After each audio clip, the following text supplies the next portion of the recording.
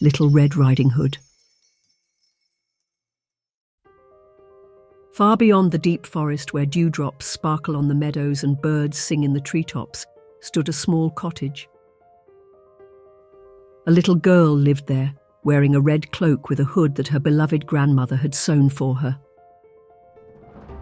That's why everyone called her Little Red Riding Hood. One day, her mother packed a basket with cakes and a bottle of honey wine. "Red Riding Hood, your grandmother is sick. Take this to her, but don't stop anywhere and don't talk to strangers," she warned. The little girl promised to be careful and set off along the forest path.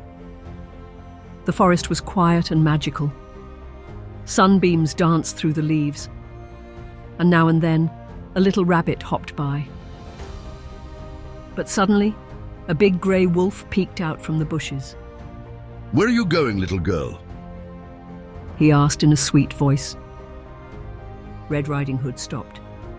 "I'm going to my grandmother's cottage on the other side of the forest," she answered honestly. The wolf licked his lips. "And what do you have in your basket?"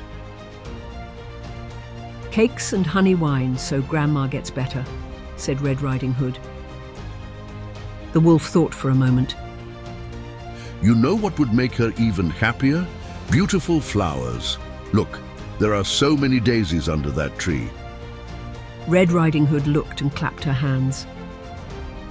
"Oh, you're right. Grandma will love them." She forgot her mother's warning and started picking flowers. Meanwhile, the wolf ran the shortest way to Grandma's cottage. He knocked on the door. "Who's there?" came a voice from inside. "It's me, Red Riding Hood," the wolf said, imitating the little girl's voice. Grandma opened the door, but as soon as she saw the wolf, she gasped. The wolf jumped forward and snap, swallowed her whole. Then he put on her nightgown, pulled the cap over his head and lay down in bed. Soon, Red Riding Hood arrived. "Grandma, I brought you cakes and honey wine." "Come in, my dear." The wolf croaked, disguised as Grandma. Red Riding Hood stepped closer, but something felt strange. "Grandma, why do you have such big ears?" "To hear you better." "And Grandma, why do you have such big eyes?" "To see you better." "And Grandma, why do you have such big hands?" "To hug you better." "And why do you have such a big mouth?" "To eat you up." shouted the wolf, and with one big leap he swallowed Red Riding Hood too. Then he lay down, full and happy, and fell asleep. Not far away, a brave huntsman was passing by. "Grandma snores so loudly. That doesn't sound right," he muttered and stepped inside.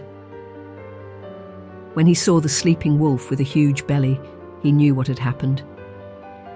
He took his knife and carefully cut the wolf's belly open. And look, first a red hood appeared, then out jumped Red Riding Hood. And right behind her came Grandma, both safe and sound.